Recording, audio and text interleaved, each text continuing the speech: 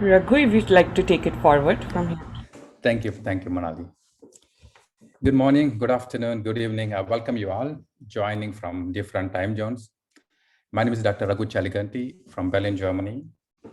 So, little introduction about me. I've been trained in the natural resource governance. My expertise lies in providing policy advice on mainstreaming climate change adaptation strategies into agricultural programs.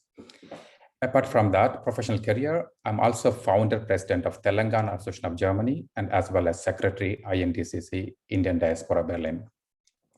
So living more than 20 years in Germany, I studied in different universities in Germany, master's in Göttingen and PhD postdoc at Humboldt and Freie University Berlin. So roughly, I just come to know figure, a friend of mine and his U organization that told me more than 12,000 Indian students are pursuing per annually higher education in Germany. Apart from 1,200 to 400 PhDs, around 5 to 7,000 masters and rest German language and bachelor studies. I guess like me, many of the students after completing their studies, they have questioned their mind what kind of career opportunities they may back at home in India. So recently I come to know about US-based nonprofit organization, Science and Research Opportunities in India, Sci-ROI, and it's gained a reputation to help young researchers, particularly to assess professional opportunities across academic and private sector in India. And today we have the opportunity to learn more about Sci-ROI, to learn their experience, how this platform works, and what are the chances that they can extend their service in Europe, particularly German Indian diaspora. So on this note, I would like to hand over to Dr. Madhusudan. She's a good friend of mine and I know her more than 20 years. We studied same time in Göttingen University. From her, I got the opportunity to learn more about Sci-ROI. I thought this is very useful for Indian diaspora. So she will present today's program. Madhu, floor is yours. Yeah. Thank you for welcoming Sci-ROI, Raghu. Good morning, guten tag, and namaste to all the participants. I'm a scientist at Purdue University now, and I'm part of the Sci-ROI leadership team. Having studied and worked in India, Germany, and currently now I'm in the US, I hope to be able to facilitate and contribute to international STEM collaborations and networking along with the Sci-ROI leadership team. So our webinar today, as Raghu suggested, will focus on the mission and vision of Sci-ROI and the current and future collaborative avenues in the STEM sector between India and Germany. So thank you also to all the speakers and panelists for their participation. So without any further ado, here you see that's the program. I would like to, or it is my great pleasure to introduce Dr. Aseem Ansari, who is a professor and the chair of chemical biology and therapeutics at St. Jude Children's Research Hospital. He's the founder of WinStep Forward, a nonprofit organization dedicated to promoting transnational science and technology exchange. It partners with Government of India agencies to run Corona and SN Bose Scholar Exchange Program. To dismantle barriers for globally trained STEM professionals to develop careers in India, Professor Ansari and WinStep Forward created science and technology research opportunities in India in 2015. I would like to now invite Dr. Ansari to speak about the vision of WinStep and Sci-ROI. So, welcome. That was a very nice introduction. You've basically summarized my talk. So I want to say thank you and then move on. But if you guys are willing, I'll share with you the history of Corona program. Let me see. I don't know if you can see my slides. And oops, clicked on the wrong button. There we are. So this is where we started. Thank you once again, Madhu and the Sci-ROI leadership team. It's just wonderful to see the organization grow. But the origins are with me moving to Wisconsin as an assistant professor years ago. And there I realized that one of my heroes who had taken chemistry to biology, Govind Khorana, and help decipher come up with the chemistry to synthesize DNA, and then use that to build DNA, and then use that to decipher the code. Won the Nobel Prize for that, but in the process, he created the fields of chemical biology and synthetic biology, the fields that I'm involved in. So I'd had the pleasure of meeting him at MIT when I was doing my postdoc, and then moved to Wisconsin to start my lab. And there I realized my lab was next to his, where his used to be. And so we decided to honor him in starting this program. And the goal was essentially to increase exchange. And we started with this pioneer program where we brought 3 students in. At that time, we named it, the Qurana Scholars, not realizing that this could someday become what you're seeing today, thousands of people across the world. But these kids, subsequently, the next batches met with Gobind. He came out to Wisconsin for this conference. And from there grew the Qurana program. It just started out with 3 kids coming into Wisconsin, being placed in 3 different labs and doing different kinds of research, to a well-defined program where we would provide, with the help of the government of India. And this happened, I think, around 2008, 2009, where the government actually stepped in funding, and became a formalized program with the goal to provide students with an experience, an immersive experience in leading labs, and then have them come back to India and see if they could bring some of those learning back to their peers. So peer-to-peer education.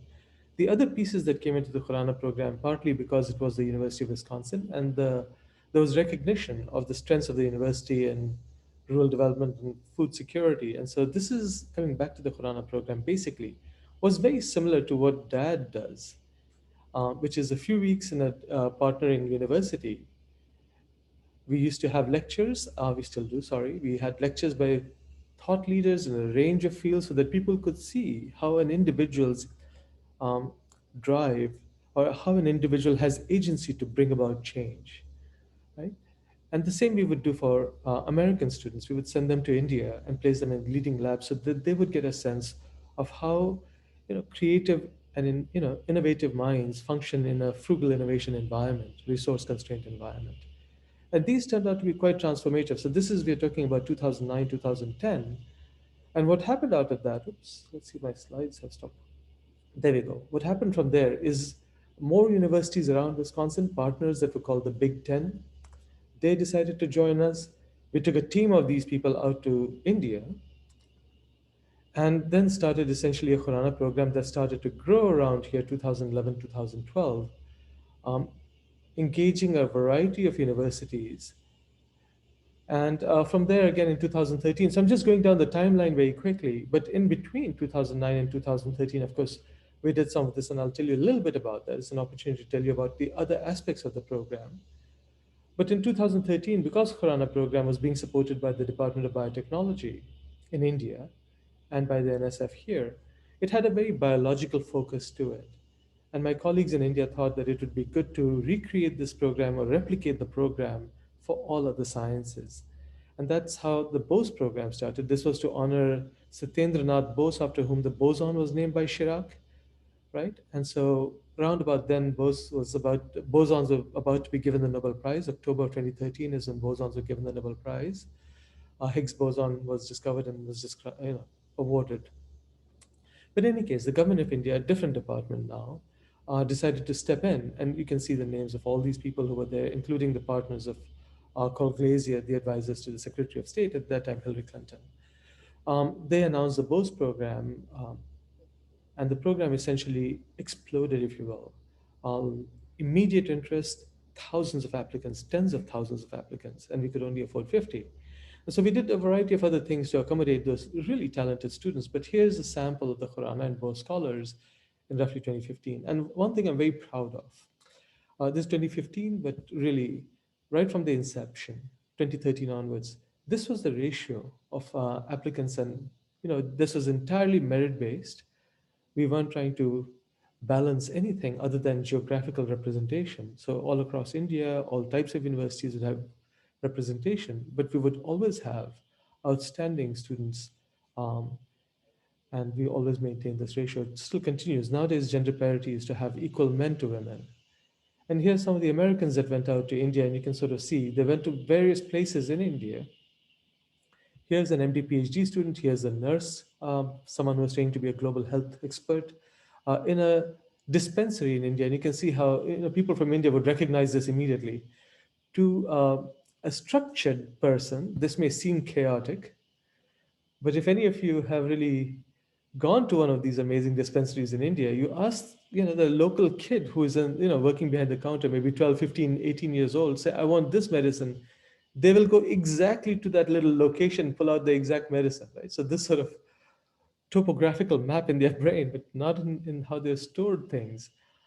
So these people experiences, here's an engineer, she's now MD PhD at Stanford, went back as a Fulbright scholar. He started a company in India, and Tenzing is now building a non-profit at Rice, which partners with universities in India. So these are the sort of things that have come out of it. So I've very briefly told you about the exchange program that we started.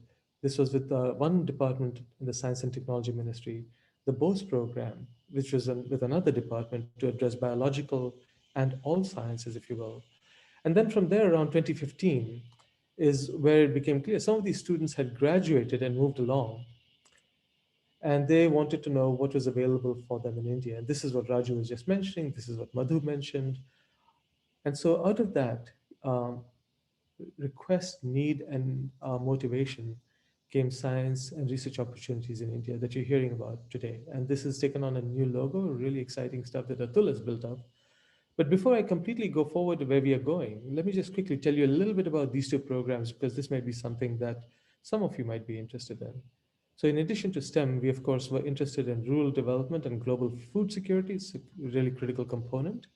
So the Khorana program, because it was initially anchored at the University of Wisconsin, which is a well-known top university in the US for agriculture and rural development, we had a lot of experts um, who had intimate knowledge of the agrarian system in India.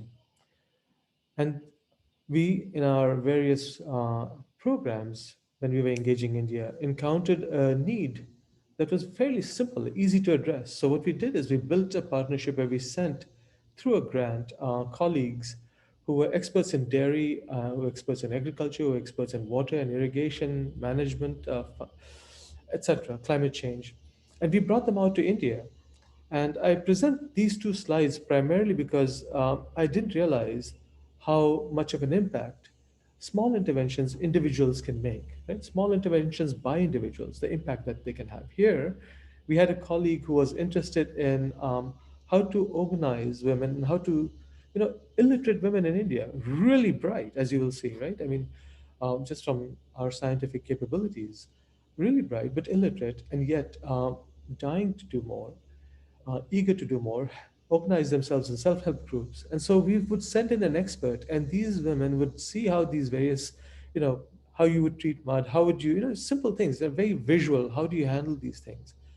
And this just, funded by USAID and three public-private organizations, we were able to have an impact in a matter of 2 years on 250,000 people, 350,000 people if you now encounter dairy.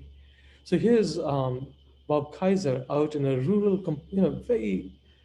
this is the north of India, northeast part of India, not exactly, so Uttar Pradesh, close to Bihar. By itself, this area has the population of many countries in the world. And if you were to rank it by per capita, it would be in the bottom 15 of the world. So it's one of the poorest parts of India. India is a land of contrasts. This part of India is really poor. However, what has happened over the years, over this milk revolution, is that they would mix European and Indian dairy cows, to try and get a breed that would have the capacity of a European dairy cow, but would have the resilience to survive the conditions, heat and water conditions of India. What they didn't realize is some of the genetics didn't lend itself well to the Indian conditions. And they would find that second or third generation cows, after their first calving, would just stop being, would have paralysis, is what they thought. Bob Kaiser, who was an expert in these types of cows, Jerseys and Holsteins, right? Something to talk about with Germany. Anyway, Bob Kaiser in India recognized immediately that this cow was not paralyzed. What happens is to these cows is that after their first calving, they lose so much calcium that they they have osteoporosis. So all you need is to give them a certain very simple regimen of calcium, and these cows are back to normal. And here's a native cow that he was very keen to milk and learn about and all that good stuff. But you see that this sort of exchange went both ways. This woman here, this was her life savings.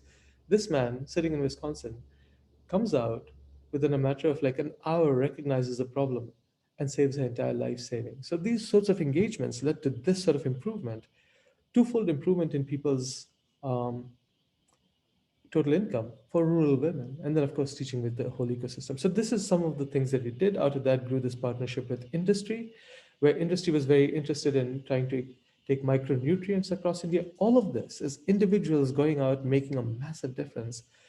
Here we had one professor who basically, he's out here, that's his slide. This is one of our former presidents, Obama visiting my alma mater, being told about this program where Bob went out, it's another Peter actually, went out and worked with Mahindra and Mahindra, one of the largest automotive companies in India, the largest tractor makers in the world.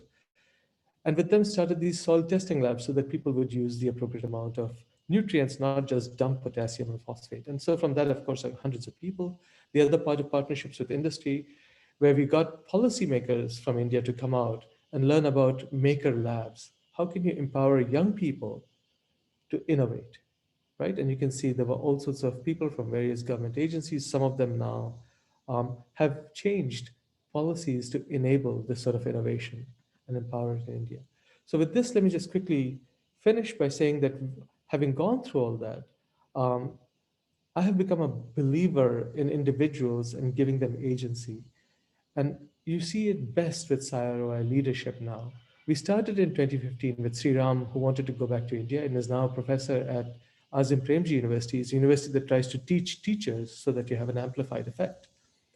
But starting with Sri Ram's idea of starting a program for people who had finished their undergraduate, finished their PhDs, finished their professional degrees, and were looking for opportunities, that's when we started at the consulate in Chicago when we were doing the Khurana orientation. 50 people came in from that. Now you see what has happened over the last 5-6 years.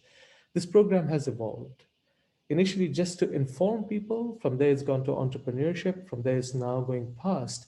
As COVID has now taught us, the world is actually a very small place. And if you can use these virtual platforms effectively, it doesn't have to be limited to Chicago or the Midwest, right? The information can be made available across the globe.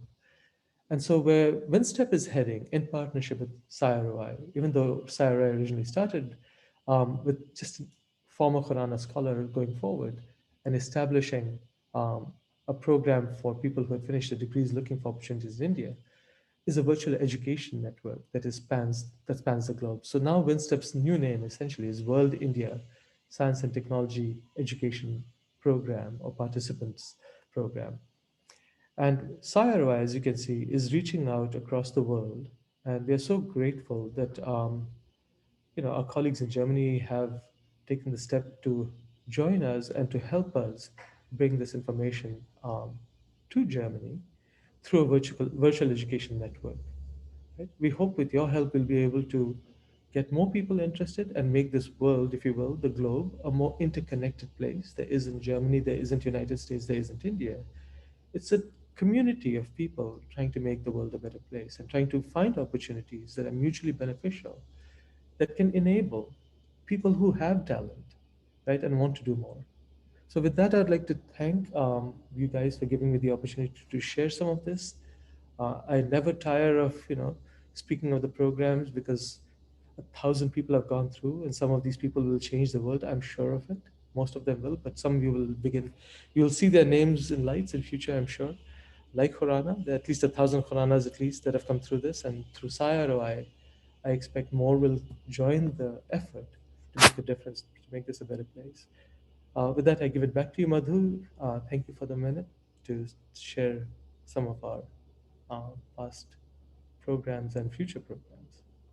Thank you very much, Asi. That was really a nice, very nice introduction to all the programs from WinStep and Sci-ROI. So I would like to now introduce our next speaker, Dr. Madhusudan Reddy Nandineni. Dr. Reddy is the Science and Technology Counselor at the Embassy of India in Berlin.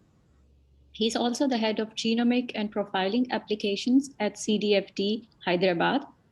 He has been the recipient of many awards, including the Max Planck India Visiting Scientist Fellowship for 3 years and the Max Planck Partner Group Program Award for 4 years. Today, he'll be speaking about the ongoing Indo-German bilateral programs of cooperation in science and technology and educate us about the promotion of academic research and industry cooperation. So with this, I would like to invite Dr. Reddy. The floor is yours. Thank you. Thank you for joining us. Yeah. Thank you, Dr. Sevanna, for giving me this opportunity. Good morning, good afternoon, and good evening, wherever you are in the different parts of the globe.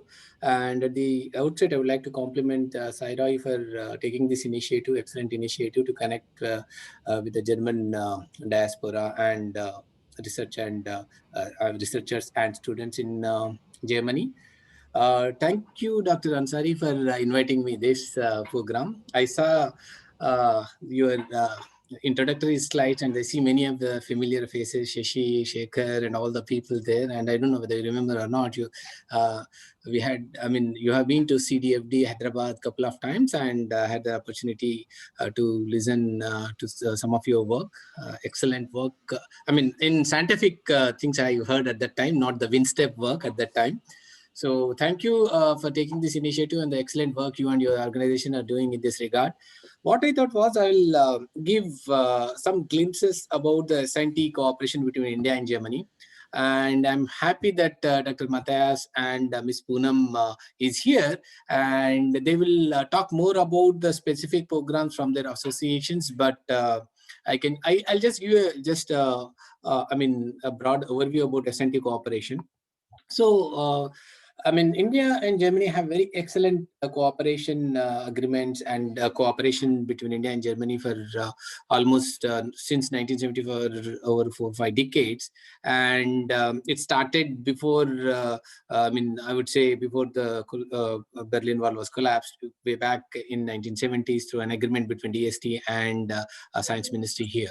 So what is the mandate we have for international partnerships and alliances in STI? So the mandate is for us is to identify, facilitate, and promote India's international cooperation in frontier and emerging areas of science, technology, and innovation under bilateral and multilateral programs. And we have 3 guiding principles, I would say. The guiding principles are the technology synergy, which seeks parity-based international relations based on mutuality, co-funding, and complementarity and reciprocity.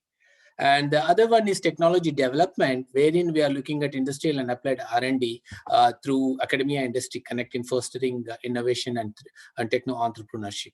And the last support is technology support, wherein the idea is to invest to promote SNT base and capacity building for developing countries. This has been the mandate and the guiding principles.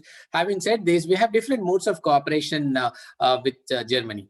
And there are priority areas which have been identified, including all, science and technology wing here looks after, Ministry of Science and Technology, CSIR, DBT, ICAR, Indian Council for Agriculture Research, Indian Council for Medical Research, Atomic Energy, Space. In addition to that, my wing also looks after the university-to-university linkages and the student community in Germany. And when I said this, these are the areas which also come under our cooperation in SNT with Germany. And we have many bilateral agencies, be it DST, DAD cooperation, or DBT, BMBF cooperation, or DST, DFG cooperation, which I'm sure Dr. Mathias will speak. And there are various cooperations between Max Planck and Indian institutes and universities, which I'm sure Ms. Puri will speak about. And apart from this, we have established, India and Germany have established what is called as Indo-German Science and Technology Center. So India has 3 binational centers. One is Indo-US Science and Technology Forum, which I'm sure Dr. Ansari is one of the members of the governing board. And there is the Indo-German Science and Technology Center. And the third one is Indo-German, Indo-French Center. So these are the 3 bilateral centers. And IGSTC is doing excellent work in funding these 2+2 projects, which are which means an academia and industry partner here and an academia and industry partner in India. They write a common proposal, and it is to fund industrially relevant research, taking the basic research to industry and application. So this is the kind of work which IGSTC is doing. And I will talk about one interesting and new program which IGSTC has come out very recently, which are industrial fellowships, in a little while. And having said this, I think I have a very short time, and many of the things I'm sure Dr. Mathias and Ms. Puri will speak. But I would like to talk about 2 or 3 different aspects. I mean, if anybody is interested in looking at Indo-German science and technology cooperation and various themes, please visit SNT, Science and Technology Wing website on Indian Embassy in Berlin, and you will get a whole lot of, the whole list of programs which we have with Germany and India. So the other 2-3 points which I wanted to discuss, which is relevant to our present discussion, is about the strategic areas of research in which India is interested in. There are 9 mission mode projects with the principal scientific advisor to the Prime Minister's office has come up with, and these are in the areas of quantum frontiers, artificial intelligence, national biodiversity, electric vehicles, bioscience for human health, waste to wealth, deep ocean exploration, and another one is for innovations, and the last one is for natural language translation. Having identified these mission mode programs, I'm happy to share that last year the government of India has started a very big quantum frontiers program, wherein almost like $1 billion worth of funding will be there for the next few years in augmenting and developing quantum frontiers area in India. And I'm happy, like a couple of months ago, the federal government in India, the union government in India has initiated a big program in the other strategic area, which is deep ocean exploration, and that is blue economy and related areas. And the Honorable Prime Minister just last week, on the same day last week, on 15th August, on our Independence Day, has announced National Hydrogen Mission. And this is going to transform the way we look at, the clean energy perspective in the coming few years. And the most important thing is basically India is spending a lot of money and foreign reserves in importing energy. We wanted to become self-reliant in renewable energy, especially clean energy. And National Hydrogen Mission is expected to help in this regard and help India become energy independent by the time India celebrates its 100th Independence Day in 2047. And having said this, I talk about the connect which we have, the embassy has with the researchers, scientists, and students in Germany. And Dr. Raghu Cheliganti has talked about the student community in Germany. I just wanted to say, Indians are the second largest international student community in Germany. And we have almost like around 29 to 30,000 Indian students in Germany. And SNT Wing here looks after, is the nodal agency, nodal organization looking after Indian students in Germany. And therefore, recently, it's work in progress, I can say WIP, work in progress, wherein with the aim of strengthening cooperation in the area of science, technology, and innovation, the SNT Wing has initiated a networking platform for Indo-German researchers and scientists, and with the main focus on Indian diaspora. And the main objectives are actually this network is, the idea is, like Sci-ROI's idea, mostly, I see a lot of similarities there, is to act as an excellent platform for fostering STI relations between India and Germany. And this is a unique networking platform wherein there is a peer-to-peer mentor, it will act as a peer-to-peer mentoring platform and a place for sharing of knowledge and discussing technologies. Basically, the idea is to connect, to make a networking, to make a network of Indian researchers and scientists who are in Germany, and maybe later on at a different, in the coming maybe months or years, expand it to the other parts of European Union and Europe as in the coming days.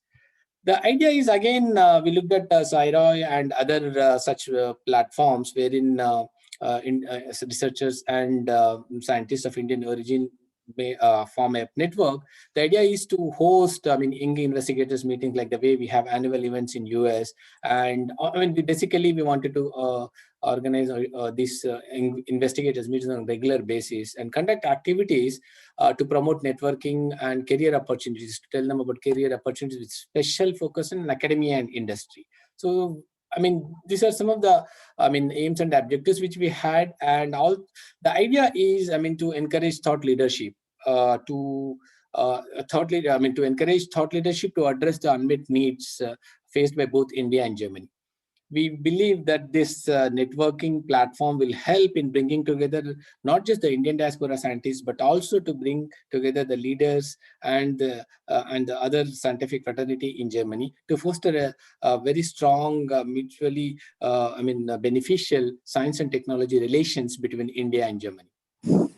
And with these things, what I would do is I will be available for some more time. I would not like to take the thunder from Dr. Mathias and Dr. Ms. Puri's presentation. Just to say that we have very excellent programs with Max Planck Society, with DFG, with Alexander von Humboldt, you name the society, Leibniz, and all the other scientific associations, and as well as BMBF and also other federal ministries here. And excellent relations with the DAAD, and each one is a big topic altogether. Maybe at a later stage, since this is just the initial talk, I will be very happy to talk about each of these different schemes and different funding opportunities which are available for Indian students, researchers, junior faculty who wish to go back to India, and also those who want to come over here. So they're different on a different platform and a different setting. I would be very happy to share this. But suffice to say that this is an excellent initiative. There's a lot to learn from Sci-ROI, and also there are a lot of synergies between the activities we do. And I look forward to learning more from your deliberations. Thank you for giving me this opportunity. Thank you, Dr. Sevana. Thank you very much, Dr. Reddy. Really nice introduction to all the excellent initiatives you have, and hopefully Sci-ROI and your initiatives, we can collaborate in future for these things. With this, I would like to now introduce to our next speaker, Dr. Mathias Kieselbach. Dr. Kieselbach is the director of the Indian office of the German Research Foundation, the Deutsche Forschungsgemeinschaft in New Delhi. Dr. Kieselbach started his career as a postdoctoral researcher in different universities, RWTH Aachen, Humboldt University Berlin, and University of Pittsburgh. And he also worked as a lecturer in philosophy. He then transitioned to science management.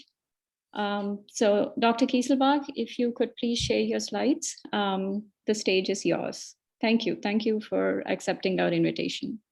Thanks very much. Yeah, thanks for having me here. It's a real pleasure, and I must say I'm very impressed by your initiative. Thanks for the first few minutes of this. I didn't know about Sci-ROI, and it's good to know about it. As I said, I was very impressed. So let me share my slides now.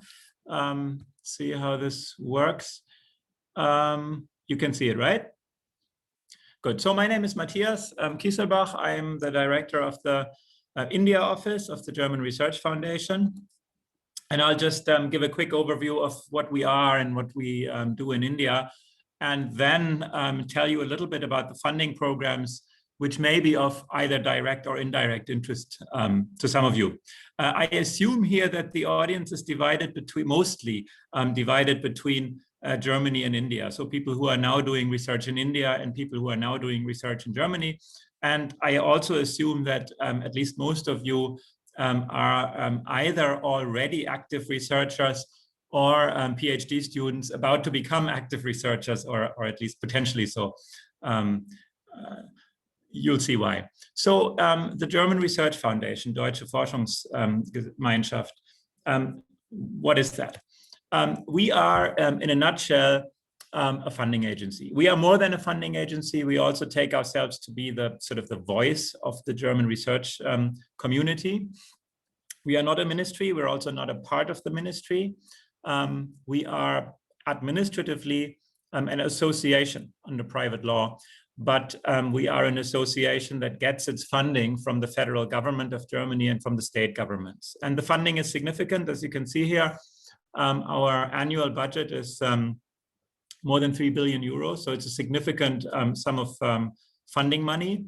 And in fact, we are Germany's largest and even Europe's largest funding agency for fundamental research. Now, there are three principles that make us somewhat different from other funding agencies that you will have come across, and also different from perhaps, you know, the Indian ones, DST and DBT and others. So firstly, we really focus on fundamental research.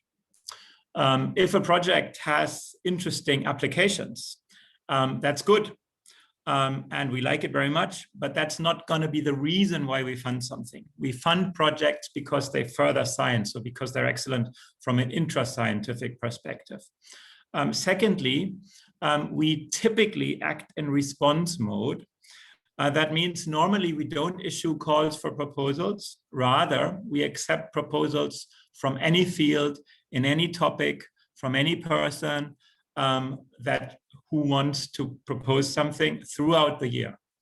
And if it's good, we fund it. We have standing review bodies that meet across over the year and can make these decisions anytime. And thirdly, our decision-making process is academically driven. So we take pride in the fact that we are quite far removed, very independent from political considerations. So there's, if a topic is interesting from the perspective of the government, our review boards simply don't care. They will fund projects because, as I said, they're scientifically excellent, not because they fit into some program. We realize very much that it makes a lot of sense to have funding programs also for things that are currently important. We need research. We realize that, we know that, on science, climate, for example, climate adaptation, climate change adaptation. We just think that there also has to be a niche for purely knowledge-oriented research, and we let other organizations do the funding for politically important projects. So this is what the DFG is. This is what we are. In our normal line of business, we are catering to the German research community. And by German research community, I don't mean people who have a German passport. What I mean is people who work in Germany. As soon as you have a PhD and you work in a German research institution, you are eligible to apply for funding from us. Passport is of no concern at all. So if you're an Indian national working in Germany, we consider you a German researcher in the sense that you are eligible for our funding. So basically, we cater to the German research community in that sense. So why are we also active in other places? Why, for example, am I here in New Delhi? And the reason is, in a nutshell, that as we are also the voice for the German research community, we have listened to them and they said, we need to have access to the best minds everywhere in the world. And many of them happen to be in India. And it's easiest for us to collaborate with colleagues in India if we have an office there and if we sustain some programs together with Indian partner agencies. So that's why we are here. We have this office here in Delhi, of which I'm the director. And let me just say briefly, we do three things mainly here in this international context. So firstly, and that's something you should really note down, we have a funding line for what we call initiation of international cooperation, which can be used for travel in both directions and for joint workshops. So if you are somebody in India who knows somebody in Germany and you think, we have a similar sort of research topic and we should really work together, we just need to get to know each other better and to become more familiar with each other's labs or settings, come to me, come to us, apply for funding. We can, as I said, fund a nice joint workshop. We can fund stays up to 3 months in Germany or for Germans in India to kickstart some new research collaboration. That's number one. Number two, That's actually my main work here. Personally, we conduct joint calls or other programs with Indian funding agencies, such as the Department for Science and Technology, the Department of Biotechnology, and other funders as well.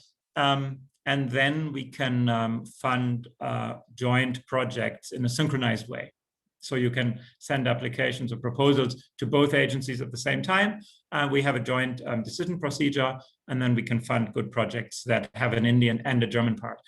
Thirdly, and this may be of interest to those of you who are now based in India and who are thinking about coming to Germany or interested in coming to Germany, we invite people, not just postdocs, actually, people in all career stages after PhD from all over the world, including, of course, India, to come to Germany and conduct research over there in some German research institutions. There are other things, but I won't go into them here.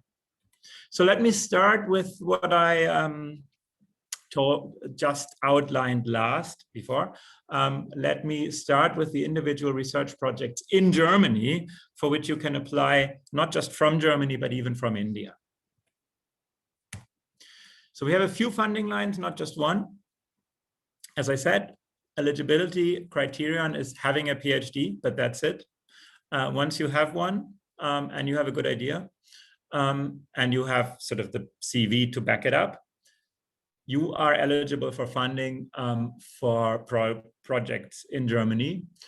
Typically, these projects run up to 3 years. Some are a little bit longer, but let me only get into that in the Q&A if you're really interested. I just want to sort of register this basic idea with you.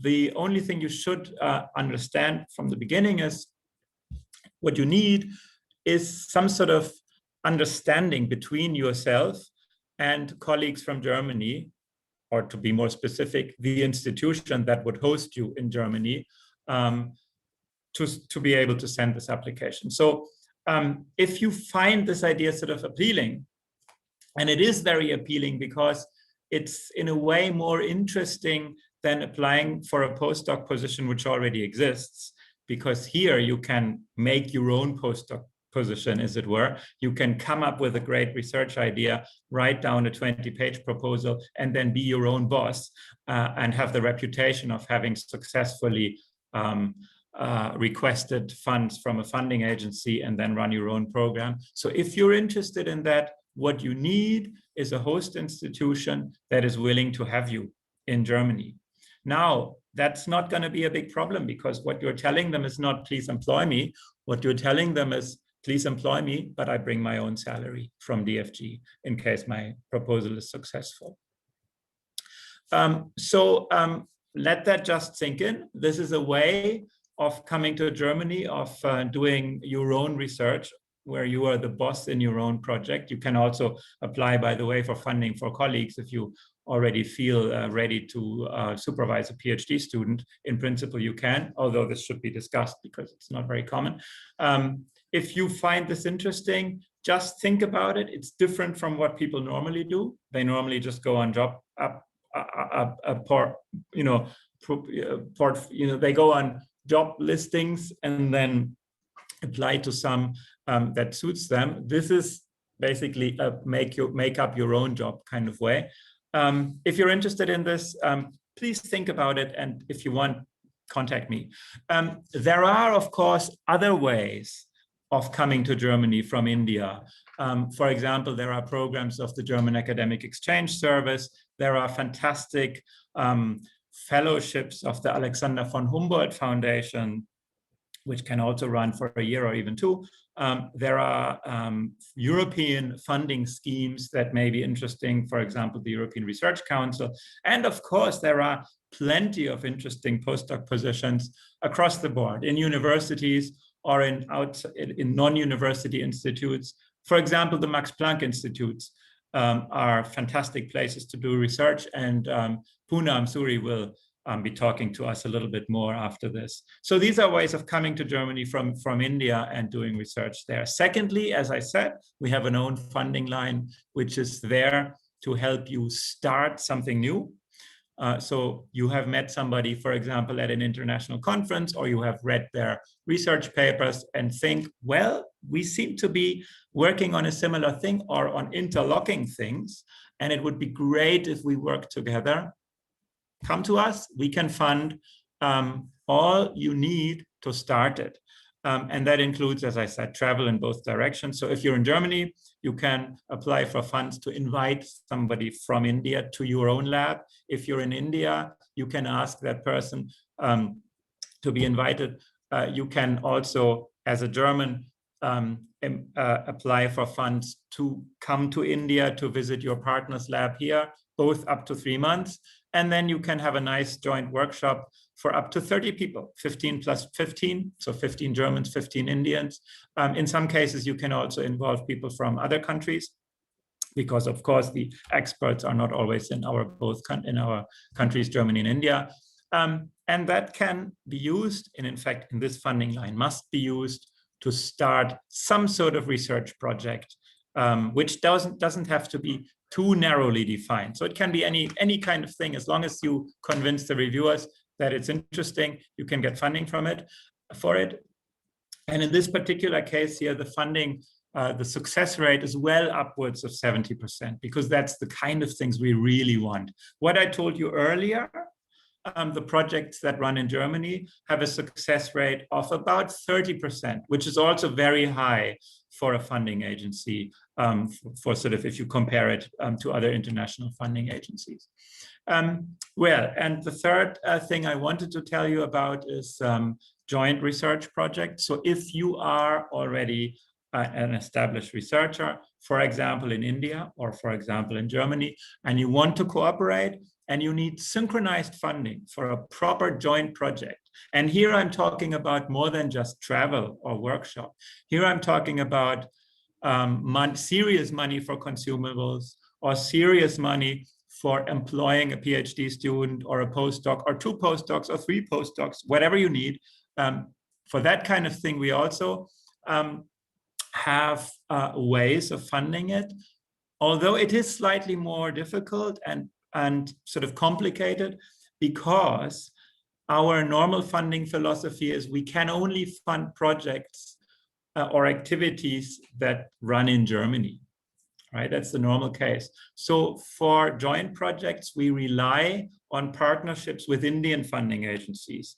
And then the arrangement is always such that we fund the German part, the DFG funds the German part, and the Indian partner agency funds the Indian part. We have good working collaborations with the DST, with the DBT, with the INSA, also with other councils that you, since this is a STEM sort of talk, will not be too interested in, but we also have these sorts of things for the social sciences, for example. Same thing, typically we're talking here about projects that run for 3 years, and the eligibility is set by the respective agency. With the DST, let me start with the DBT, we've had an ongoing open program for which proposals could always be submitted for the life sciences, for everything in the life sciences. Currently it's on hold. We have the last batch currently under review, but when I last spoke to my colleagues at DBT 2 weeks ago, they said we can probably reopen in August or September this year. I'm not sure, August seems too close now, but sometime in this autumn, I think we'll reopen that program. With the DST, we've also had many calls, and we are also thinking about having some more. Right now, there is not one open, but it's very sort of, how to put it, there's a lot of movement there, and I fully expect another call, if not this year, then next year, probably again in chemistry, mathematics, and physics. That's sort of our main field. And I'm also sort of we're also open to doing something in computer science, perhaps theoretical computer science. We're not sure yet, but the lesson here is, if you think that might be for you, get in touch with me and I can give you updated information. I will stop here. I will just let you know that we also have funding lines for much larger projects. But I think we are here mostly career starters. So if you have a question about something much larger, for example, for 10 PIs in a German institution and 10 PIs in an Indian institution who would like to set up something large, get in touch with me. I have some information about that as well. I hope I didn't talk for too long. And I thank you for letting me speak here. Thank you. Thank you very much, Dr. Kieselbach. This is actually very educational for me too. Really nice. With this, let me introduce our next speaker, Professor Shrikant Karnati from Julius Maximilians University in Würzburg. Professor Karnati started his graduate studies in Germany in early 2000. And after several years of innovative scientific discoveries and contributions to German science, he's now a professor of anatomy and medical cell biology. So he'll speak about his journey from being a graduate student in Berlin to professor. He'll also cast some insights on Indo-German collaborative studies in STEM and how young Indian STEM professionals can access such opportunities. Dr. Karnati, welcome, and you may now share your slides. I'm sorry, I think I mixed up with the schedule, with the agenda. So I hope it's okay for Dr. Karnati to start before Ms. Suri. That's fine. Thank you. Thank you for joining me here. And also thank you for the invitation. Very warm welcome from all of you. Can you hear me properly? Yes. Yeah, perfect. I would like to share my experiences here in Germany. I came to here in the 1999, so almost now 21 years, you can say, yeah, or 22. And as a master's student, just a young graduation, and then came back to Germany. And that time was a very first batch of international students they opened after the reunification. And I think in the 2001, German Chancellor Gerhard Schröder visited India and also extensified the bilateral relationships with India so that the many young international students, especially from India, can come and start their courses in English. I think that time was a very first time when I came here. The journey was so difficult because of cultural differences and also a very naive understanding about the Germany. What I actually studied in India was a horticulture. It's about the growing the vegetables and gardening. And then I studied my master's in Berlin as a international agricultural sciences. Then somehow I changed my field of scope in the future. And then I moved from plant sciences to the we can say human science. And then I think this is a big shift. And I think many of the people who are in Germany or in India, I think when they think about is a kind of a paradigm shift, yeah, I think it is possible highly in India that, if you have an interest and you want to change your career, anytime you can change it is the first point.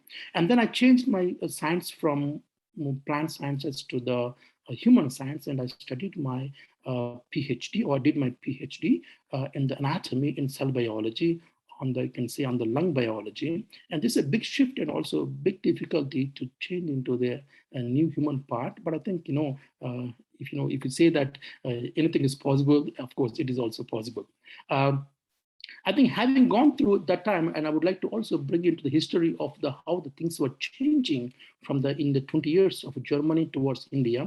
And that time we always used to think that, you come from an opportunity, you want to make your career, you want to make your life prospective, and you see the things. But I think isn't that easy to difficult, or it's not difficult to integrate into the system. Many of my friends or juniors, because of not properly integrated into the system, most of them actually moved back to either America or England or Canada, or where the English speaking is the majority is there. Those people who stayed back there and then they try to settle somewhere else in industries or other thing else, but many of the people actually didn't come into the so-called university, because the system itself is difficult here in the Germany. I wouldn't say it's a kind of a rigid or conserved, but I think you have to go through a different proper channels. And then after I had a possibility to, after finishing my PhD, I had a possibility to learn the anatomy, which is the most hardest and dry part of a medicine. And I think I got a very wonderful opportunity. And also it took the time and also extensified my knowledge and broadened up the sector into the anatomy. And then I did a fac anatomy. It's kind of a faculty of anatomy after 6 years of my teaching in the German university. So I think in the time of the 99 and then 2001, when the German Chancellor Suri visited, and then 2001 to 2008, there were actually more than hundreds of programs, especially for the Asia or all over the world. I think many of the people who are here now, actually, they came from in this period, and they used to also did the master graduate courses. Either they settled here or they moved back out of the Germany.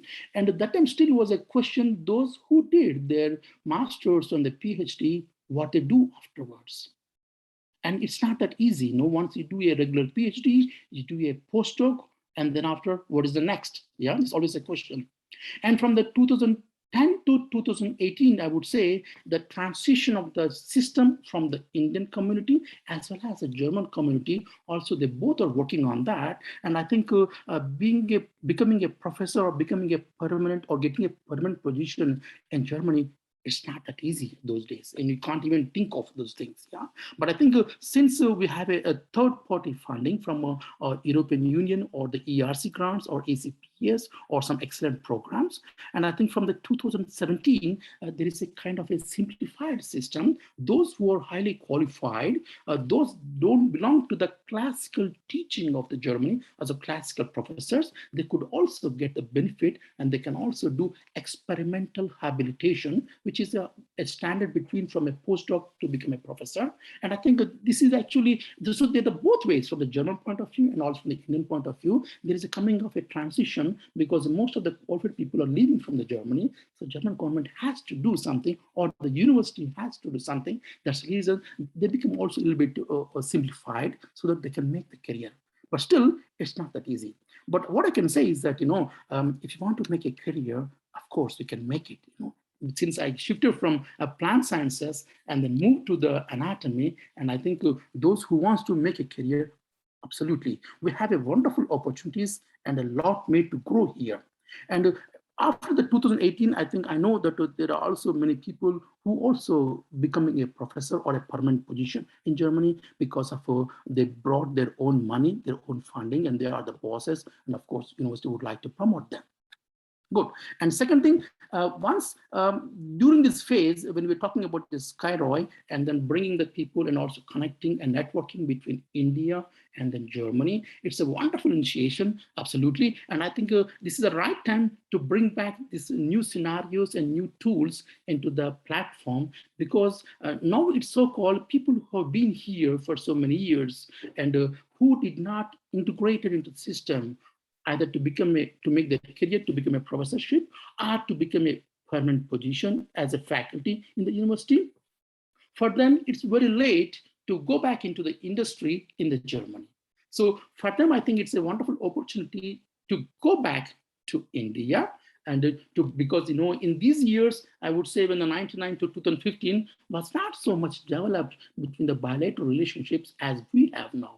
So like as we have seen already, we heard from that we have a DBT, DST, we also nice EMBO programs, ERC, and also DFG. I think there is so much of association between the Germany and India, and that actually, which is very nice bridging. And also we have a nice qualified talent in India, young educates, and they can also come back here, as well as those who are expatriates and who are residing here, and they also have the nice possibility to go back to India. So I think this is my journey. This I would like to briefly explain and also bring a historic scenario, how the things are developing in this context. And I'm very much happy to provide any kind of questions to the people who are willing to settle here or who are willing to make their career here. I'm always open to that. And you can also contact me personally, and I would like to encourage that. So thank you here. Thank you very much, Professor Karnati. That's really awesome. All the information, I'm sure, is really useful for the audience now and also in future. So with this, I would like to introduce our next speaker, Ms. Poonam Shahigal Suri. So she worked as a program officer for Deutsche Forschungsgemeinschaft in India office for several years before her current job as a Max Planck Gesellschaft representative in India. I should mention here that I was one of the first batch of students of international research programs aiming towards an integrated PhD at the Max Planck Research Schools. And I'm really grateful for those initial years of intense training. Ms. Shahigal Suri will speak about programs for Indian scientists at Max Planck Institutes who would like to return to India, and the workshops for Max Planck scientists to visit India for possible collaborations. So Ms. Suri, if you can please share your screen, we welcome you. Thank you, Madhumati, for the brief introduction. And I'm so happy to connect with so many alumni at this platform. And greetings of the day, everyone. It was really insightful for me today to learn so much about science ROI, and also to learn about what other organizations are doing, and also to hear more about the experience of Professor Karnati in Germany. I'm also grateful to this platform for providing us with the opportunity to present some of the relevant programs for today's audience.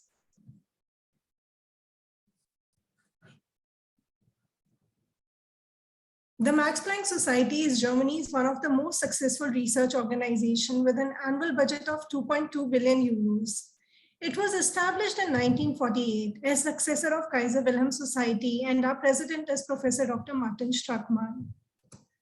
The Max Planck Society conducts cutting-edge, strictly curiosity-driven and quality-oriented basic research. The scientific attractiveness of the Max Planck Society is based on its understanding of research. Max Planck Institutes are built solely around the world's leading researchers. They themselves define their research subjects and are given the best working conditions as well as free rein in selecting their staff. This is the core of Harnack principle, which dates back to Adolf von Harnack, the first president of the Kaiser Wilhelm Society, which was established in 1911. This principle has been successfully applied for more than 100 years now.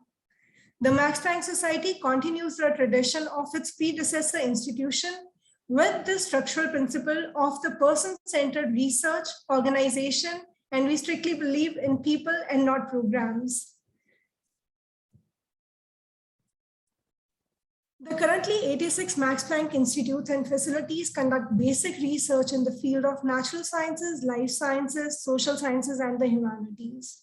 Max Planck Institutes focus on research fields that are particularly innovative or that are especially demanding in terms of funding or time requirements. As a result, since its establishment in 1948, no fewer than 20 Nobel laureates have emerged from the ranks of its scientists, putting it on par with the best and most prestigious research institutions worldwide. We strongly believe that research knows no boundaries, which makes internationality a central characteristic of research. It allows us to attract top scientists from all over the world for joint collaborative programs, as well as we are able to offer opportunities for junior scientists and researchers.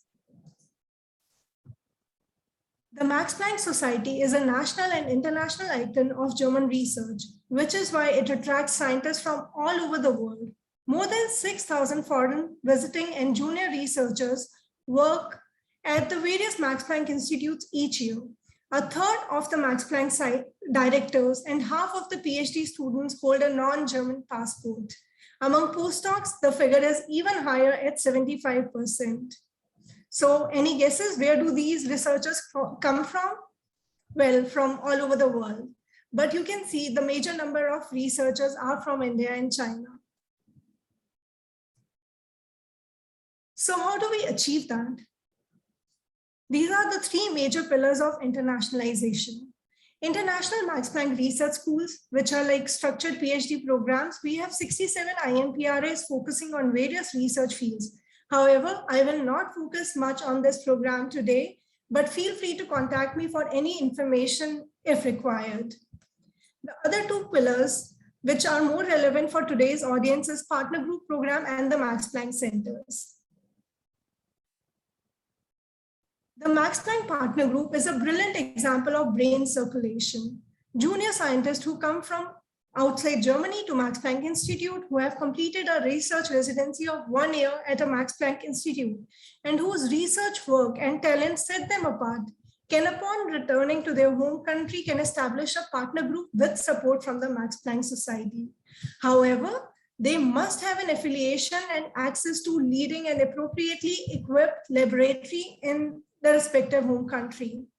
Max Planck partner groups are important bridgeheads for the German science abroad. I'm so glad that I'm sharing today's platform with not only Max Planck alumni, but also a former head of Max Planck partner group, Dr. Madhusudan Reddy, who is also science counselor at Indian Embassy in Berlin.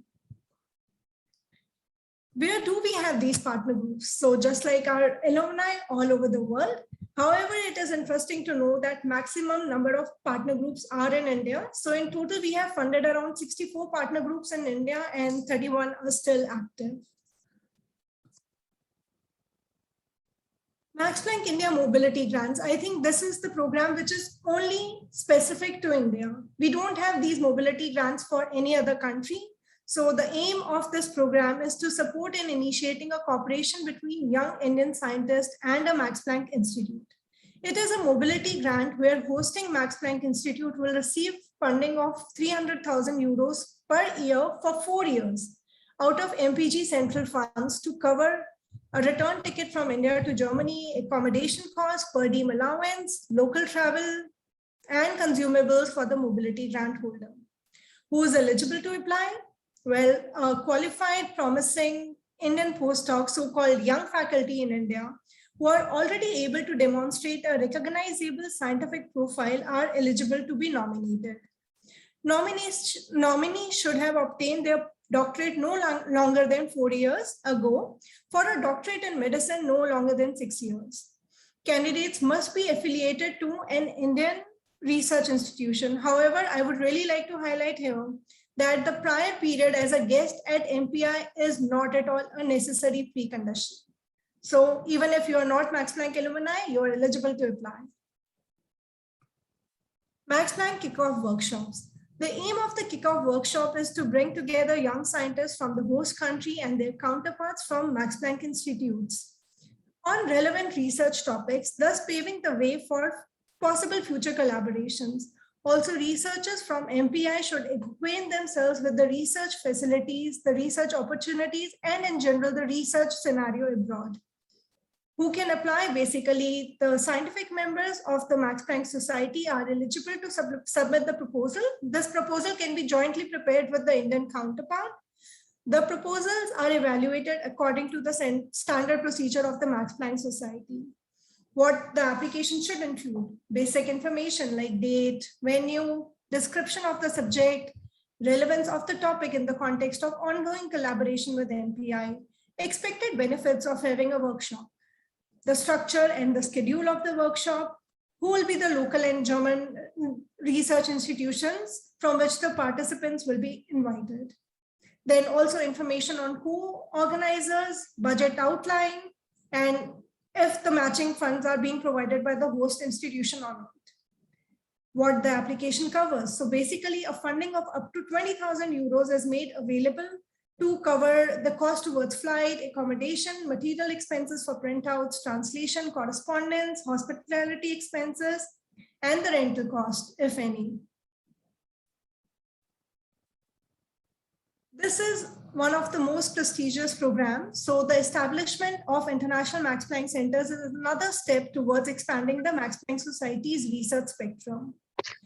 The Max Planck centers are a central element of Max Planck Society's internationalization strategy. The scientists cooperate with the first-class international partners in order to gain knowledge in pioneering research areas. As different as their research interest may be, all the Max Planck centers share a common goal: the virtual centers of excellence flexibly combine knowledge and methods to create scientific added value. There are around 21 Max Planck centers in 11 countries worldwide. And as you may know, now note that we have one Max Planck center in India, which is working in the field of lipid research. This Max Planck Center we have in collaboration with NCBS in Bangalore. What are the Max Planck centers? The scientists at the participating Max Planck institutes and their international partners benefit from the fact that they can combine their knowledge, experience, and expertise together. This enables them to comprehensively research complex issues with the help of different approaches. Major research synergies unfold under the umbrella of Max Planck Center. For example, mutual exchange of early career researchers and scientists, joint workshop, as well as training and further education measures, joint use of research infrastructure, joint funding applications to third-party funding, bodies for project collaboration, mutual access to research facilities and equipment, then attracting researchers from other institutes as associated partners. We want our scientists to focus only on science. So we have an entity called Max Planck Innovation, which is responsible for technology transfer from the Max Planck Society. With the claim connecting science and business, they perform an important task, the transfer of basic research results into products, which contribute to the economic and social progress. It advises and supports scientists in evaluating their inventions, filing patents, and founding companies. They offer industry a unique access to the proprietary innovation of scientists conducting research in our institutes. Their portfolio comprises innovative technologies from the chemistry, physics, technology, and technology section, as well as biology and medicine section. At this note, I would like to conclude my presentation and wish you all the very best for your future endeavors. And I would be happy to help if you have any questions. So these are my contact details. And I'm now looking forward to the interaction with all of you. Thank you very much, Poonam. Thanks for all this information about different funding opportunities and workshop opportunities. So with this, we'll move to our Q&A session. And I think before that, Manali will post a poll that everybody could answer. And also I hand it over to Manali for the Q&A. Thank you so much, Madhumati. Let me just quickly post the poll and we'll take it from there. Oops. Okay. So thank you to all our speakers and panelists. This has been a wonderful, wonderful discussion. I personally, so I'm Manali. I am the current Global STEM Operations Director at WinStep Forward. And I am part of the leadership team at Sci-ROI with Madhu. And with Madhu and Raghu, we have worked in the past month to bring to you this event. And I'm so glad to see all this information being shared today. And I really hope that all these links, the resources that have been shared with all from all our esteemed panelists would be really helpful to you. So with this, we will quickly move on to our next section of our panel discussion today, and we do realize that we are running a little late for the time. So if you could bear with us for a few more, a couple more minutes, we'd really appreciate it. But we also understand if you have to leave at the designated time. So our next session, we'll like to have all our panelists on board, and if you could have your videos on. And from here, we have our panel discussion divided into two short topics, which is we'd like to talk about transition, people who are willing to transition back to India, and how organizations who are present here today can help with that. And then we'll also like to talk about the collaborative avenues that are present in the STEM sectors between India and Germany. So I'll start with a question to everyone who is present here as panelists. What advice would you have for young STEM professionals willing to move back to India? So I would start with Dr. Ansari, if you would like to go ahead.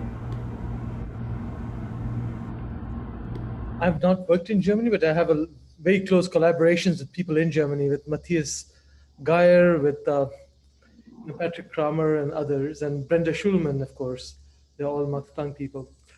The advice I would have from the perspective of setting international collaborations is trying to find mutually beneficial projects that answer questions that are interesting to both communities. And there are many shared goals, many shared objectives. Focus on those and bring your unique perspective. It's pointless to try and replicate what you already see. Everybody has their unique perspective. India has its needs and interests and strengths. Germany has its needs, interests, and strengths. And if you can find the right bridge, that is most likely to be successful and beneficial across the globe, not just Indo-German, but really beneficial to everybody if you find universal solutions. And that's my only advice. And don't be, the second piece, don't be discouraged if you don't find something that exists that would fit your needs. Right? Build something if you find there's a need for it. Right? Create something. If you see a need, innovate.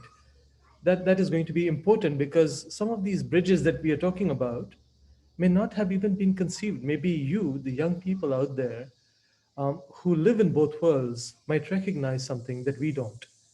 If you recognize it, go to Mathias, ask him for money, go to Poonam, ask her for contacts, and you have our moral support with you. Thank you so much, Dr. Ansari. Dr. Reddy, if you would like to give your opinion on this. Yeah, thanks, Ms. Ghosh. So basically, I mean, I would completely agree with Dr. Ansari what he said. But in addition to that, I just wanted to add, this is the time, like many researchers, young aspiring researchers who are returning from US to India. I was one among them a few years back, but there is a lot of encouragement by the government of India for those who want to come and transition from a postdoc or senior researcher in Germany or in any other country to India. They have opened up a lot of fellowships. I mean, again, that will be a topic of another discussion. You'll be named Ramalinga Swami or any other fellowships, not only for researchers in Germany, but throughout the world. I would request the people who want to transition, who want to go back to India and settle as a faculty in research institutes or universities, or to go to industry, they can look up various opportunities, as well as many of the programs which Dr. Mathias and Ms. Poonam has referred. And there are also other opportunities also. India being a signatory and a member, now India is also eligible for Horizon EU projects, ERC projects. So those are the things which are actually available from Europe to go back to India. And if there is anything extra or any additional information is needed, then SNT wing will also help and facilitate, provided they have very specific requirements to go back to India. And I would actually urge people not only to look at academic positions, but also to look at industry. Germany, especially I'm talking in the context of Germany, where there is a lot of interaction between academia and industry, and people here have a lot of industrial exposure. I would request and I would suggest them to look at opportunities in industry. One thing which I forgot to tell about Indo-German Science and Technology Center is that I wanted to mention at the end, I couldn't, is something called Industrial Fellowships, which IGSTC has started for the Indian PhD students to spend 6 months' time in Germany in an industry, and a 1-year program for postdoctoral fellows to spend some time for industrial exposure and training in industry. So this will be funded by Indo-German Science and Technology. So why I'm talking about this particular topic is not only for academia, but people should also look for alternative career opportunities in industry, and Indian government is helping in those regards. Thanks. Thank you, Dr. Reddy. That was very comprehensive. I'd like to have my next question towards our other panelist. So we all know that transitioning is a complicated and arduous process where a lot of changes are happening both on the professional and personal front. So what aspect do you think organizations like WinStep, Sci-ROI, MPI and DFG, who we are trying to make this process easier, what is that one aspect you think we can focus on a bit more to make this process a lot easier for STEM professionals? So Dr. Kieselbach, if I can start with you. I don't think I have very good advice for that. I don't know. I mean, transitioning from one country to another is complicated. The only thing I can say now particularly for the direction from Europe or from other countries to India, is that it's a good time, because positions are coming up. So the times where Indians moved only to the US, never to come back, or you moved to Europe, never to come back, I think they're over. And not because Indians aren't welcomed in other countries. Quite the contrary, we would love to keep everybody there, but positions are coming up in all the IITs and all the ISRs. It's easier than ever as somebody with a strong CV, if you want to move back to India. Also, of course, in the private universities that are springing up everywhere. Azim Premji, for example, was mentioned earlier by, I think, Dr. Azim, but there are many of these here in Sonipat, not far from Delhi as well. So I don't have much to say. It's complicated. It's, there are complications arising from the practicalities of life, but also administratively and visas and so on and so forth. That's going to be complicated, but people are managing it, and if you have a PhD, you have done much harder things than that. I agree. Maybe Miss Puri, if you wanted to add something to this.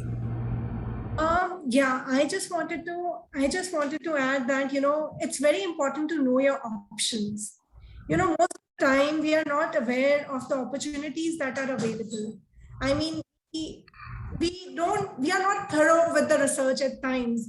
Like maybe we are thorough when we are doing our PhD or when we are writing a thesis, but when we are looking for opportunities, we have a lot of things in the background going on. Like probably we are thinking we want to be closer to home if we are moving back to India. So I would just say, one should keep their options open, and also, you should keep the head. So I mean, I can only give example of MPG. You should also keep MPG headquarters involved.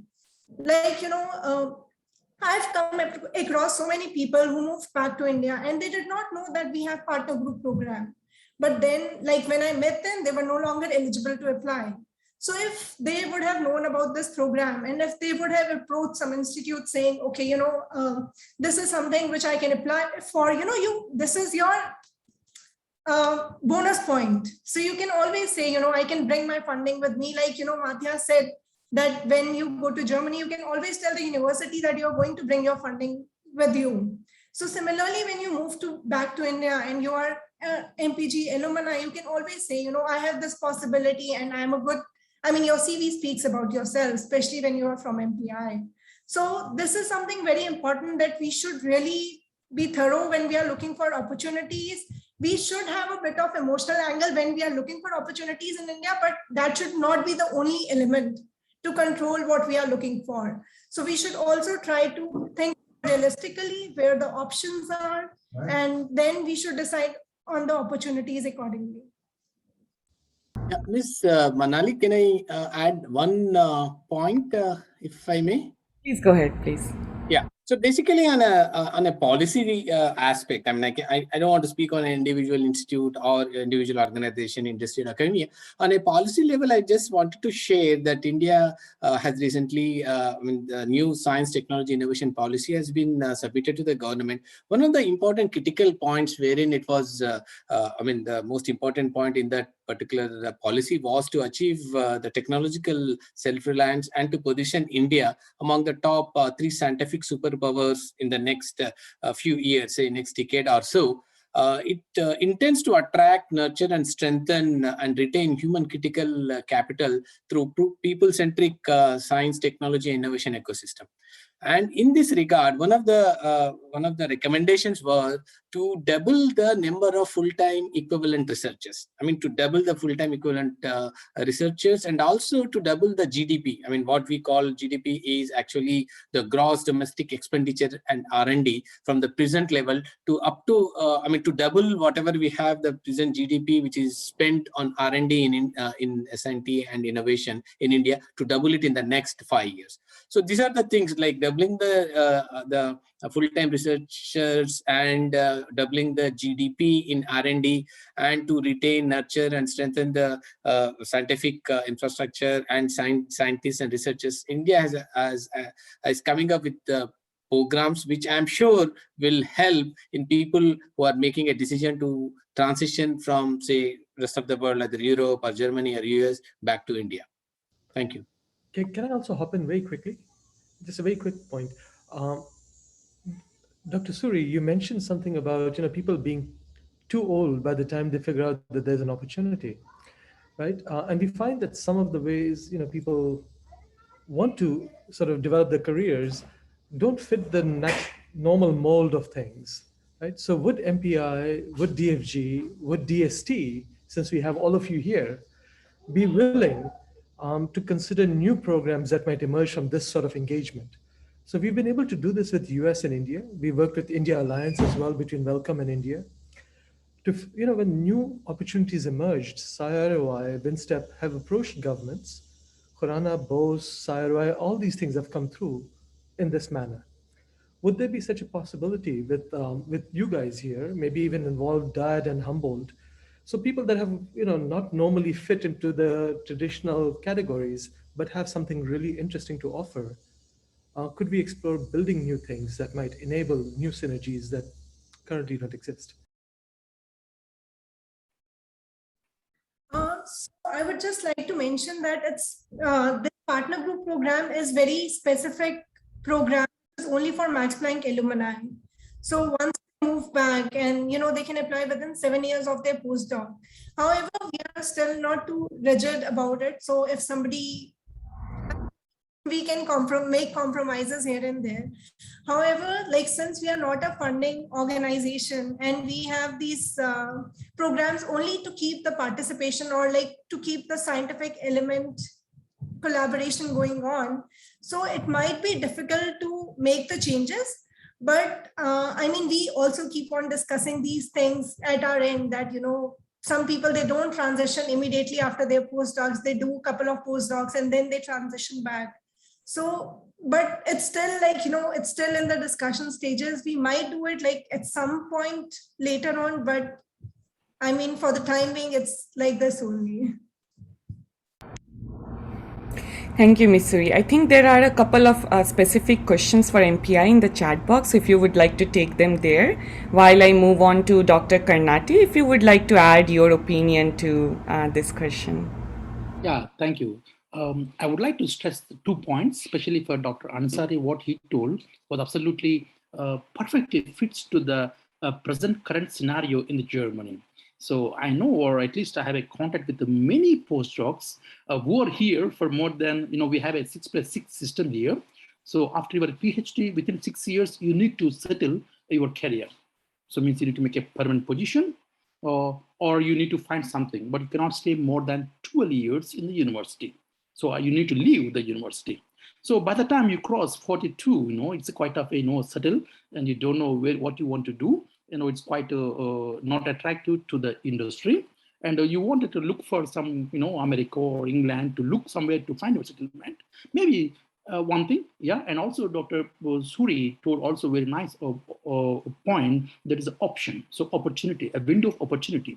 So people start to realize at the age of, when the opportunities are blinking, you don't see the future, know the hope, then start to look back. I think the PhD is a right strategy. Before finishing PhD or after 2 years of the PhD was a perfect, scenario. And I think that these things will come into their mind.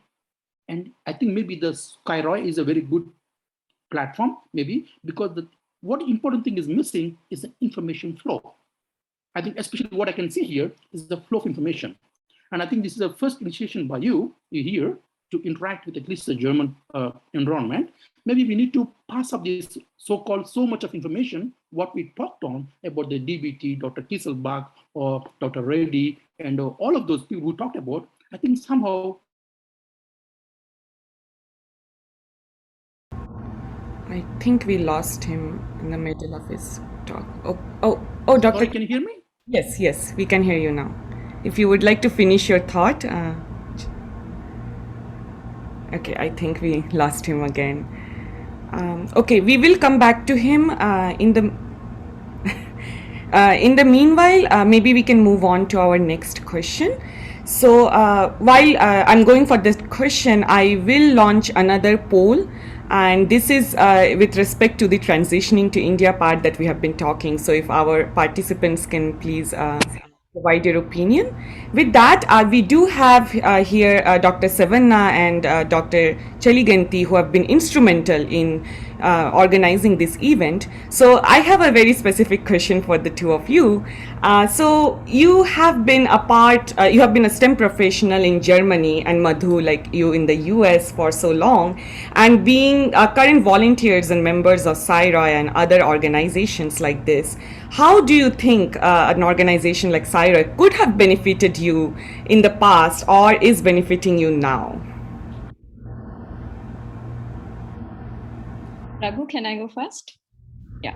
Yes, please, you go first. Yeah. Yeah. So, I mean, as I said, I started my life in Germany as a graduate student. Then I finished my PhD. Then I did my postdoc, and then I was a scientist. Was doing a habilitation, which is equivalent to kind of assistant professorship.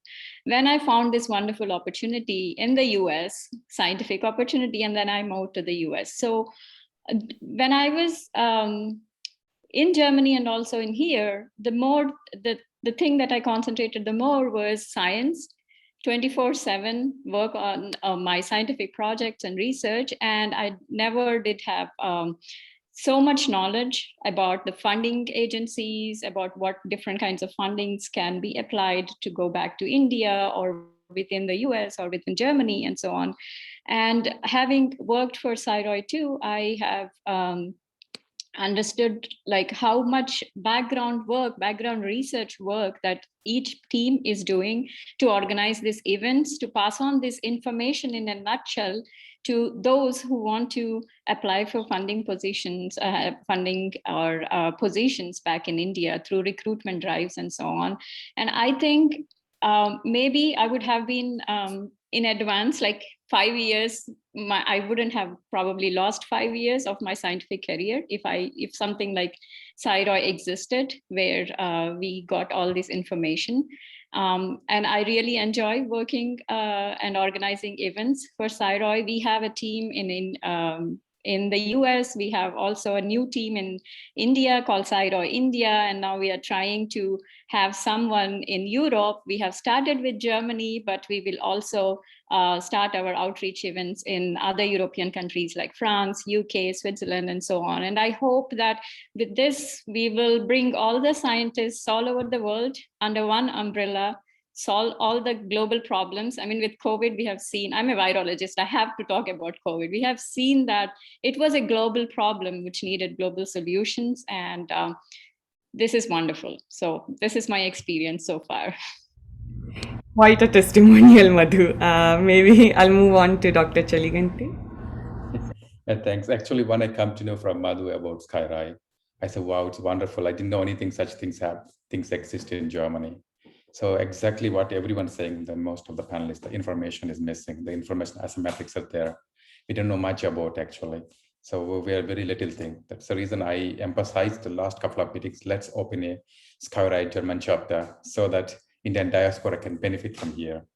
So it's wonderful to working with you guys last couple of months.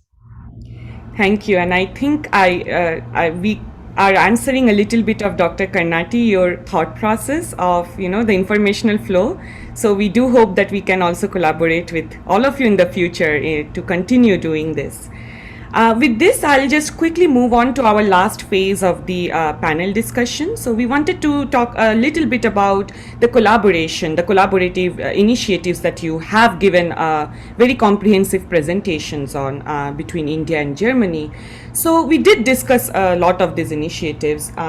So where would you suggest the participants today how would they start looking for these opportunities? Because there are so many, scattered all around the place. So just to, combine them in a short manner, and then how can they prepare themselves for availing this opportunity? So I'll start with Dr. Kieselbach, if you would like to go with this. Sure.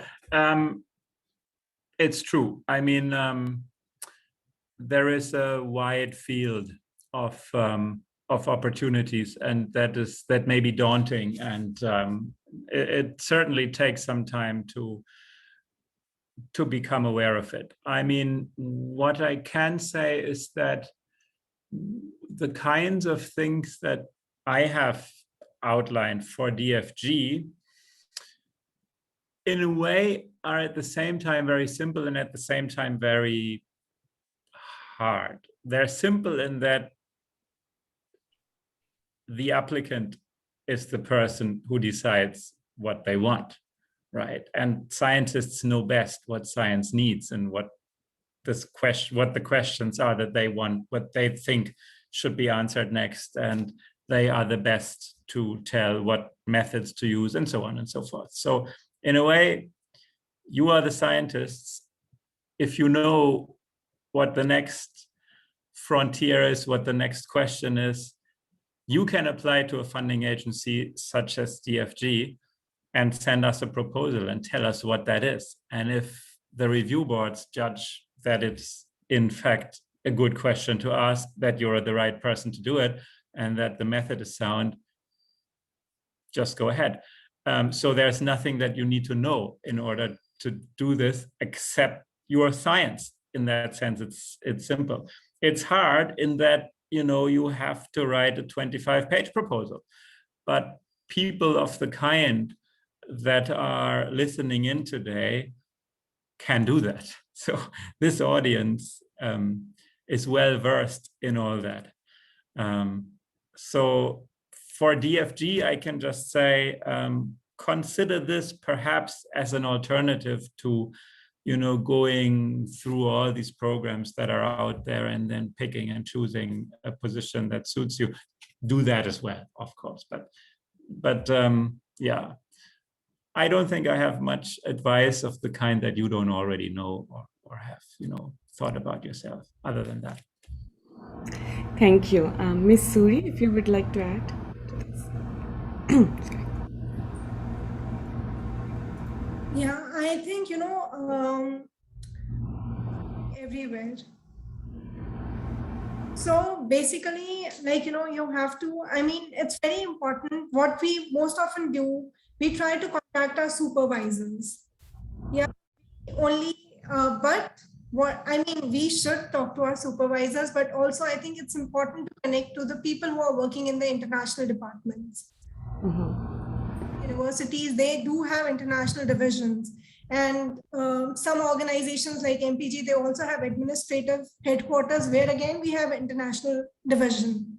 So if you connect with the right people, I'm not saying, I'm just correcting myself again, I'm not saying that the supervisor is not the right person, but I would like to say that he also has limited information, maybe what is more relevant for him. But when people who are working at the international division, they have a broader outlook. They know what is going on in India. They know what is going on in US. They know what are the opportunities there. So, one should really talk to them as well. And then you should make a guideline, how you should go about it. And probably, this is the only way that I could suggest. Yeah. Okay, thank you. A very particular question that has come up in the audience, among the audience, is about non-academic careers and industrial training. So if there are other opportunities, because we did talk a lot about, funding, grant funding and academic careers. So if you could elaborate a little bit more on that, any of you, if you would like to go first on this. Okay, so I would just like to add here that, these days, there are a lot of incubators. Going on in the industry, the times are gone where in industries, they always recruited people with broader scope. Yeah, these days people, they are industries, they are really recruiting researchers, and it is a smooth transition also with the most of the universities or the institutions, they also have incubators in-house, and they have possibilities of startups. So probably this is also something one should look at. I think Dr. Reddy also mentioned during, when he was taking one of the Q&As, he also mentioned about industry academia cooperation. So I think this is also one of the platform one must explore the incubator, startups, and the regular industry. Thank you. Anyone else would like to add to this? Yeah, maybe. Please, Can I please. add something? Yeah. Okay. I think maybe I also experienced that from most of the students that quite time to time they ask about these questions. I think once end of the PhD or maybe the first 2 years of the PhD, as I mentioned, I think there are many companies actually, they're working, they would like to point them, give the training for 6 to 18 months of the training, and they absorb them actually. And I think they can already start ending of the PhD, start to apply them and like make kind of an interaction or doing kind of a thesis or internship with them. And I think this is a very right time where they can easily absorb with the company or industry. Okay. Okay, I hope the participants who asked this question got their answer. If not, I think all our panelists have provided their email IDs in the chat box. So please do feel free to reach out to them and have your particular question asked. We are running a bit late, so I would like to finish the panel discussion here with some more information about Sci-ROI. So thank you everyone for joining us today. This was a really great start to our launching of Sci-ROI in Europe, especially the German chapter, as Raghu was talking about. So as we have talked over the past 1.5 hours, Sci-ROI is a platform for qualified STEM professionals working abroad to access opportunities in India. We have, if you visit our website, you will see a job portal which we regularly update for the opportunities available in India, and it can be anything: academic, non-academic, industrial, whatever you're looking for. We do have a funding database, career blogs, monthly newsletters. If you sign up to be a member of Sci-ROI, you will receive notifications from us time and again. And as members, you can attend our events. We do have annual event, which Dr. Ansari was mentioning, and I'll talk a little bit about for the 2020 annual event in the next slide. We have virtual recruitment drives where if you're selected, you can directly engage with the institutes in India, have one-on-one interview sessions, and then actually complete the whole process of recruitment and then move on to India. And we had huge success with that last year and this year. We already have around 20 to 25 Sci-ROI members who have moved to India through our recruitment drives. We do have focused webinars like this one. So we do take on grant writing workshops and industry, academia to industry transition workshops, to name a few. So please do visit our website and learn more about Sci-ROI. And with that, I'll just quickly mention that we are going to have our annual event for this year, which is going to be virtual, so anyone can join from anywhere in the world. It's going to be between September 25th and October 3rd, so just a month from today. And what we do during this event is we try to bring together a lot of Indian delegates from the funding agencies in India, the academic institutes, from non-traditional careers, from the industry landscape and entrepreneurship. And we organize keynote and plenary talks, pre-recorded talks and live panel discussions as we had today. Then we have breakout rooms where you can have one-on-one or small group discussions with these delegates. And there is plenty of opportunity of networking between attendees as well as with the panelists throughout this week through our virtual event app. We also have some more, short events that are going on with the annual event.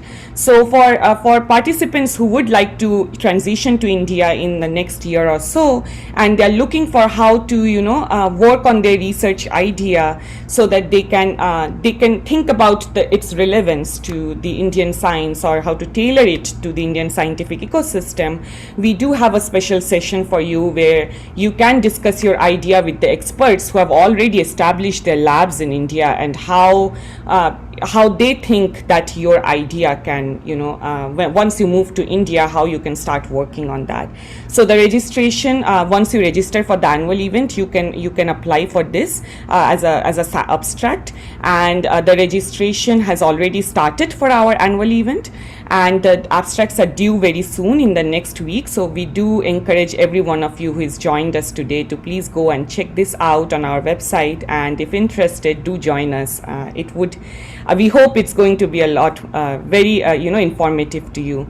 And the last part was to have some fun and to bring the creative side out of everyone. We are going to have a Sayat Contest. It's very popular, so I don't need to explain the details.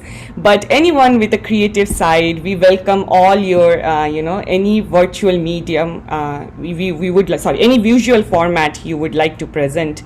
We do have 2 themes. And if once you register, you can see all the details, and we welcome your artistic side and to show to our entire Sci-ROI community through our social media and through our annual event platform. So please do join us. We are looking to doing a lot more in European community as well as our global Sci-ROI and WinStep community. So please become a member, and if you have any questions, write to us or follow us on social media.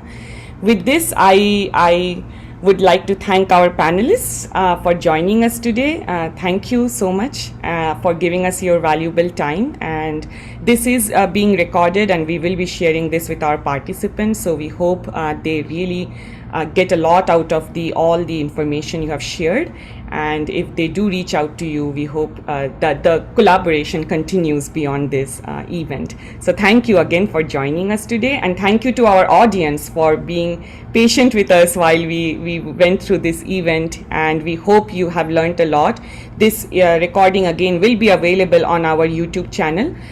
So if you want to go ahead and look for any more specific details that we went through, please go back and listen to this recording again. So with this, thank you. Yes, Dr. Ansari, if you would like to. I have one last thing to say. I would like you thank the panelists, you've thanked the audience, but let me be the one to thank you, Raghu and Madhu, for doing this, because it takes exactly what I was pointing out earlier. It takes an idea and a champion to make this possible, right? And so I would like to have all of us join in thanking you for making this possible. Thank you, Manali, Madhu, and Raghu. Thank you very much. And Thank all you. the Sci-ROI leadership team that actually behind the scenes, they're not here, but Atul's imagery and Avijit's emails, all those things. I thank all of you for making this possible. It's really, as someone who helped launch this thing, it is so satisfying, deeply satisfying to see all the things that all of you have gone out to do. So thank you. Thank you, Dr. Ansari. Your vision and all the stories you have helped, you have told us throughout the years have really inspired us. With this, we are officially done with this event. So thank you again. And we hope to continue our collaborations. We will reach out to you over the next, a few months or so, and in anticipation of our next events. So we'd like to keep in touch with you. Thank you again. Have a good rest of the day, and bye everyone. Bye. Thank you.